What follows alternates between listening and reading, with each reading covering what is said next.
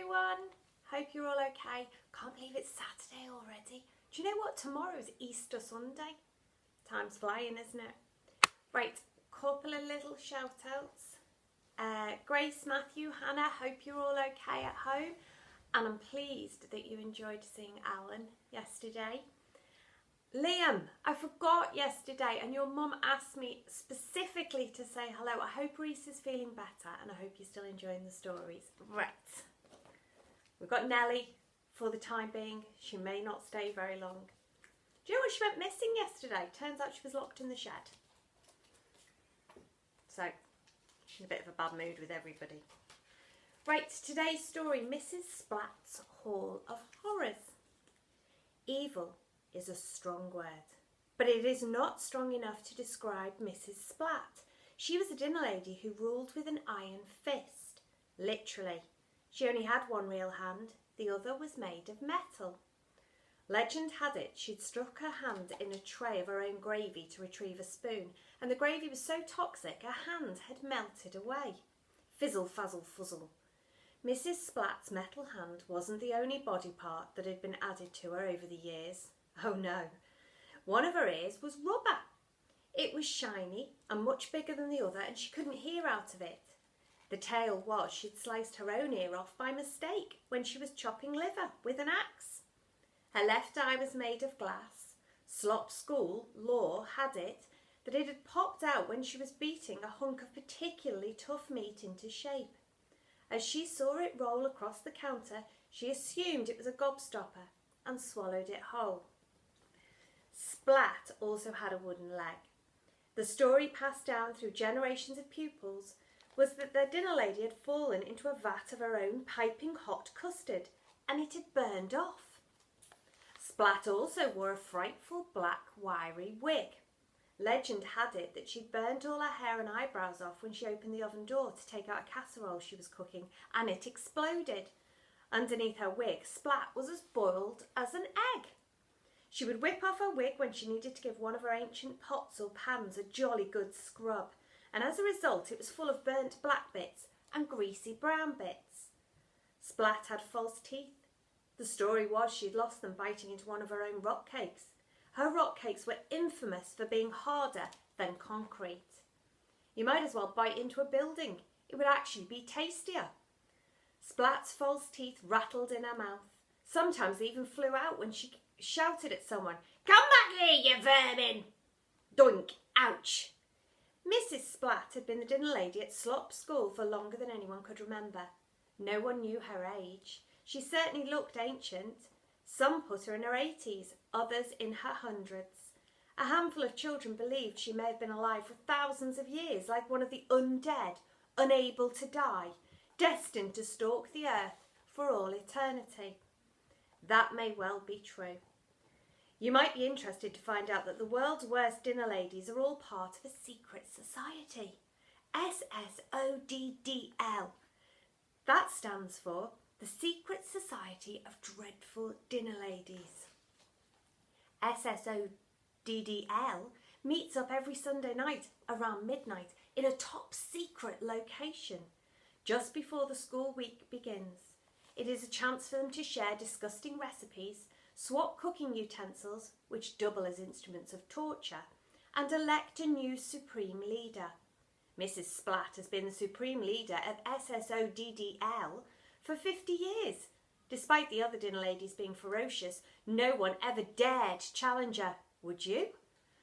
Mrs. Splat took great delight in serving up the most repulsive food she possibly could. Most days it was her dreaded stew. She loved cooking stews because she could bung anything she had in them. So today's stew might have all the leftovers of yesterday's stew in it, and yesterday's stew had all the leftovers of the stew from the day before, and so on and so on. There was every chance you were eating last week's leftovers, or last month's, or last year's, or last decade's, or last century's. Not just leftovers though, oh no, all kinds of things had been found floating around in Splat's stinky stews.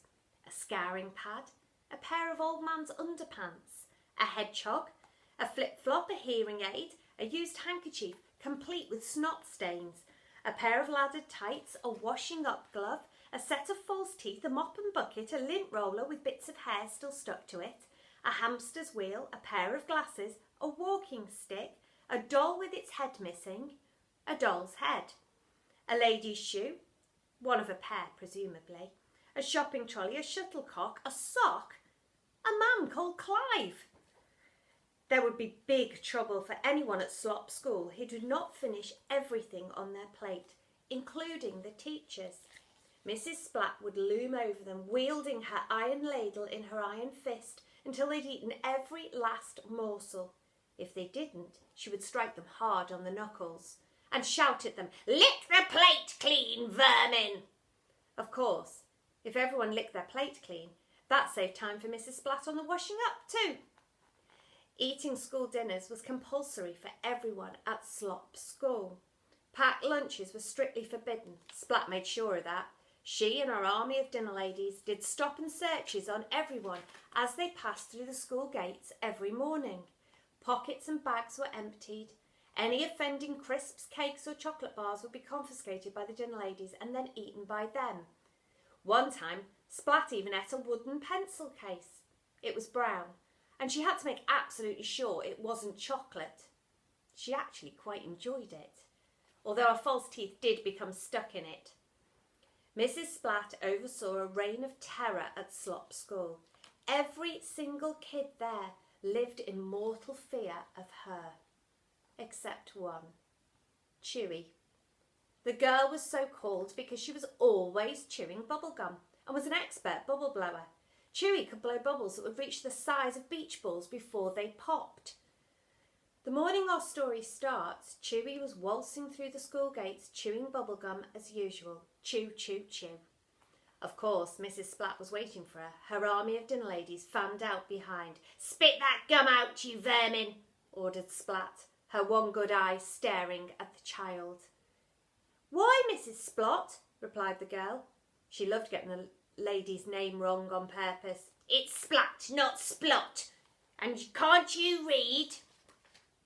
With her iron finger, the dinner lady pointed to a huge sign she'd attached to the school building that read, "Fod is forbidden on Scully premises." Spelling wasn't her strong suit. "Bubblegum isn't food," stated the girl. "Yes, it is," argued Splat. "No, it isn't." "Well then, what is it, Miss Clever Knickers?" "It's bubblegum." The hundreds of kids who'd been gathered in the playground to witness this had a good chortle. "Silence!" ordered Splat. She punched her iron fist into her other hand. Thwack! "Ouch!" she whimpered. "Now listen to me, child. It's in your mouth and you are chewing it, so it must be food." "I'm sorry to say you're wrong, Mrs. Splat." "Splat!" "Whatever. The thing with bubblegum is that you spit it out after you've chewed it, which is what we would all love to do to your disgusting school dinners." "Ha ha ha ha!" chortled the kids. With that, the girl burst a huge bubblegum bubble in the dinner lady's face before swanning off. Splat peeled the pink layer off her face. Before she could get her revenge, the bell rang for the first lesson of the day. She was boiling with anger. She had been made to look a fool. Now she was determined to break this vermin once and for all. Splat limped to the dining hall, or Hall of Horrors, as the Slop kids called it. Thud, thud, thud went her wooden leg. Once in her kitchen, the dinner lady began hatching an evil plan. "Today," she announced to her army of dinner ladies, "we will create the most repulsive, inedible, deadly dinner of all time." "I thought we did that every day," piped up the one with the glasses. "We do, thank you. But today I want to teach that vermin a lesson she will never forget." "Chewy!" exclaimed the one with the crooked nose. "Yes, you guessed it. I want the food we serve up today to send that nasty little child running for the hills." A cheer went up in the kitchen. "Hooray!" Immediately the dinner ladies set to work. By noon, Splat and her gang had created the most repulsive school dinner menu of all time. The bell rang for lunchtime. Splat whipped off her wig, gave the counter a quick mop, plonked the wig back on and took her place behind the trays of food, if they could be called that. Her iron ladle was in her iron fist, her one good ear listening out for Chewy, and her one good eye looking out for her. As soon as Chewy pushed the double doors open into the dining room, clunk, the girl was shocked by the smell. The food always stank, but today the stink was enough to knock you out. Pong! All the pupils and teachers of Slop School were choking and coughing, their eyes streaming. Water! Water! Call an ambulance! Pinching her nose with her fingers, Chewy nervously approached the food counter. Bubbling away was something that looked like a stew, even though it smelled like a campsite toilet. We meet again, purred Splat. Good afternoon, Miss Split, chirped the girl. Splat! That's what I said. Splut. What kind of stew is this? Stew, thundered Splat, her false teeth shooting across the hall of horrors. They landed in some poor child's stinging nettle soup. Doink, splat, yuck! Fortunately, one of the dinner ladies, the one with the hairy chin, retrieved them for her glorious leader. I mean, what kind of meat is it? Asked the girl. Roadkill, replied Splat after replacing her false teeth. It looked like a squirrel. It could be a fox or a big ginger rat, hard to be sure. The lorry had squashed it flat, splat. Absolutely revolting, was the girl's verdict. Thank you kindly, child, replied the dinner lady. That was high praise indeed. I'm not eating that. No matter, purred the dinner lady, guiding the girl along the counter to something even more disgusting. I also have this pie, straight from the oven. The girl peered down at it. What kind of pie is it? She asked. Pie! Once again, her false teeth made a dash for freedom. Whiz! They landed in a teacher's beetle blancmange. Splut! Ugh! This time, the dinner lady with the eye patch retrieved Splat's teeth for her.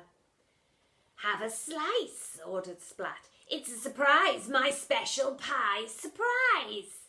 Just then, Chewy spotted that underneath the pastry top something had moved. It was alive. What was that? She demanded, seriously spooked. What was what, child? Replied the dinner lady mock innocently. Something moved under the pastry. Just then a claw appeared from underneath. Splat whacked it with her ladle. Grrr. Whatever was under the pastry top growled. I do pride myself on using the freshest ingredients, announced Splat. There's fresh and they're still alive. I am never eating that. The dinner lady was growing tired of all this talking. She wanted the girl to do some eating and fast. Well, there is one more choice, child, she said, moving the girl further down the food counter, and I've saved the best until last. Dumplings. These dumplings were brown and steaming and looked as if an animal had laid them that morning.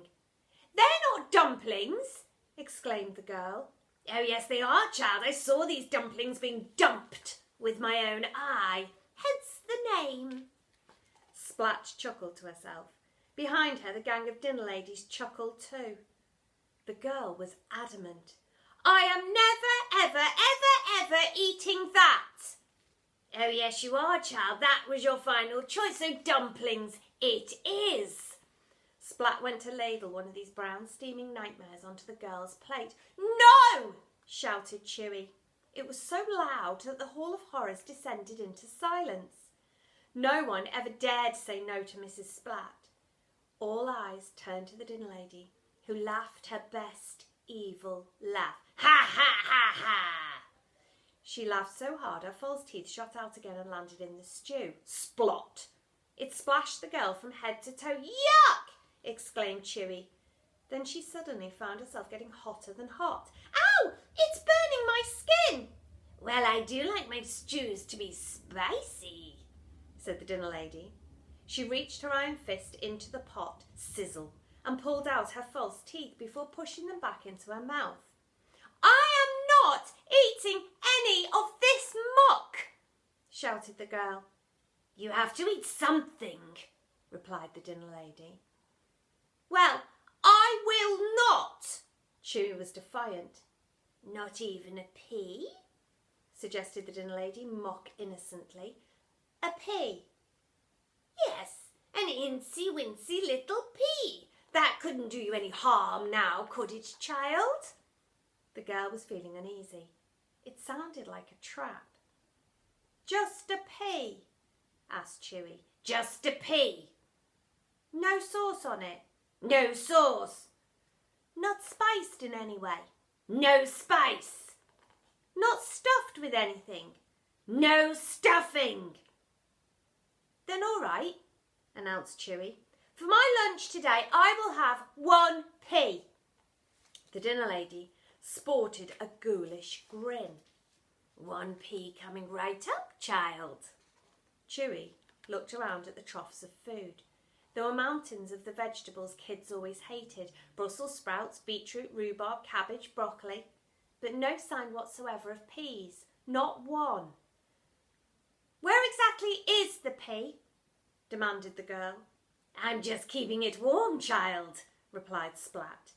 Then the dinner lady began making the most awful noises with her nose. Snort, snort, snort. "What on earth are you doing?" asked the girl.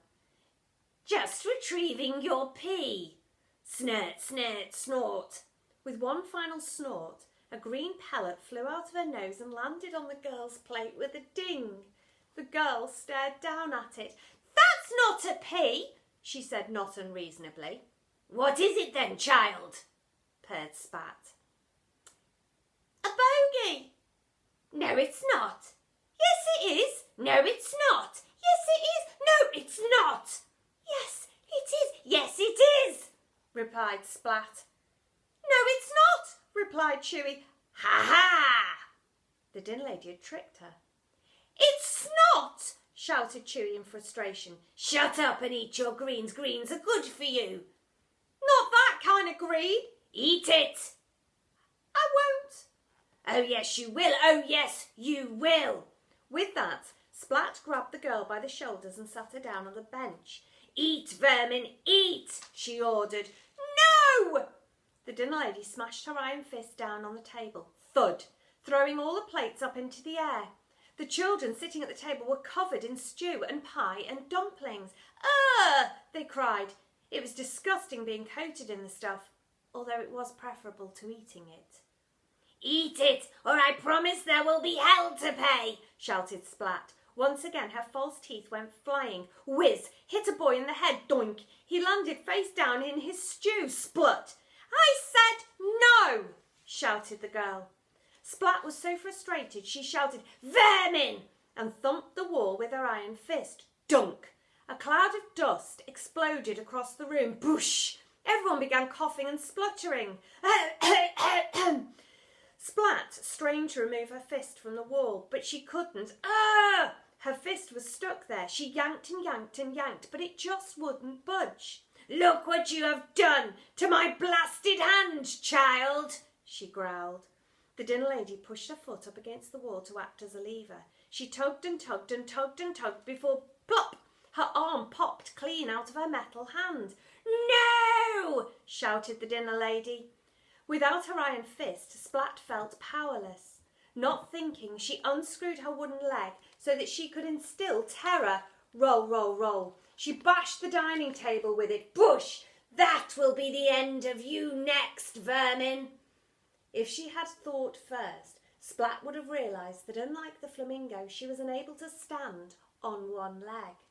A look of horror flashed across her face as she realised she'd lost her balance. "No!" Before she knew it, Splat was lying face down on the greasy floor of the dining room. Ouch! To make matters worse, her glass eye popped out of its socket and rolled across the floor. As she scrambled to her knee, her rubber ear dropped off. Thwook! She picked it up and scared the children with it by sticking it right in their faces. "No! Help!" "I don't think I can't Don't think I can't hear you, children, she roared. Now, vermin, eat that pea. No! Sorry, Nellie's just bitten me. No! Shouted Chewy. In frustration, Splat yanked off her wig and threw it at the girl. Whoosh! Chewy ducked, and it landed in the stew of the elderly history teacher, Mr. Antiquate. Splosh. Excuse me, madam, he began. I think there's a hair in my stew. Still, the old man carried on eating. He actually enjoyed Mrs. Splat's food, but he was the only one. The dinner lady was now half the woman she had been, having lost a leg, a hand, her wig, her left eye and her left ear. Still, she was coming straight for Chewy. You will eat my snot, you vermin, if it's the last thing you do. Oh, no, I won't. As quick as a flash, the girl reached into her blazer pocket and pulled out a jumbo pack of bubble gum. The brand was Double Bubble, the most bubblesome bubble gum on earth. Once unwrapped, she stuffed the entire pack of Double Bubble into her mouth and began chewing like a maniac. Then as soon as she could, Chewy began blowing a bubble. No gum in the dining room, vermin, roared Splat from the dining room floor. Still Chewy blew and blew and blew. First the bubble was the size of a ping pong ball. Then it was the size of a watermelon. Spit that out at once. Next it was the size of a globe. Eventually it was the size of a hot air balloon. I am going to pop your bubble for the last time. Splat lifted up her finger to the bubble and tried to stab it with her dirty great nail. But instead of popping, the bubble enveloped Mrs. Splat. In no time at all, the dinner lady was trapped inside it. Let me out, you vermin, let me out, she cried, slamming her hand against the wall of pink bubble gum that imprisoned her. Thwack, thwack, thwack. I need all your help, kids, called out Chewy. Every single one of you. The children in the dining room all leaped to their feet. Hold the doors open, ordered the girl. The nearest two children to the dining room double doors did just that. The rest of you gather round me and blow. Blow? Asked the littlest boy. Trust me, this will only work if we all do it. 3, 2, 1, blow! All at once the children did what she said. They pursed their lips and blew as hard as they could. Whoosh! Together, the kids of Swap School created a gust of wind that was so powerful it blew the giant bubblegum bubble, with Splat trapped inside it, out of the Hall of Horrors. The dinner ladies all looked on in wonder as their glorious leader floated past them. No! Cried Splat, bashing against the wall of bubblegum. She tried to spit her false teeth out to make a hole. Splat! But the teeth bounced off the pink wall and whacked her right in the nose. Boink! Ouch! She screamed as she sailed through the doors and out into the playground. Kids, follow her and keep blowing, ordered Chewy. Whoosh! Soon the kids had the bubble floating high in the air. Before you knew it, the evil Mrs. Splat was nothing more than a tiny pink dot in the sky. Goodbye, called out Chewy. Us vermin are so gonna miss you. All the kids laughed heartily. Right, now let's order some pizza, shouted the girl. Yes, they all cheered. There you go, that's the end of today's story. Nellie came back halfway through, and if you missed that one, you need to rewind it and just check the point where she tries to bite my arm. Nellie thinks that this is her chair and I'm sitting in it to read to you, so she's not very happy. But listen, I hope you all have had a lovely day today. I hope you have a lovely day tomorrow with it being Easter Sunday. And I will be back with another story, hopefully. See you soon. Take care. Stay safe.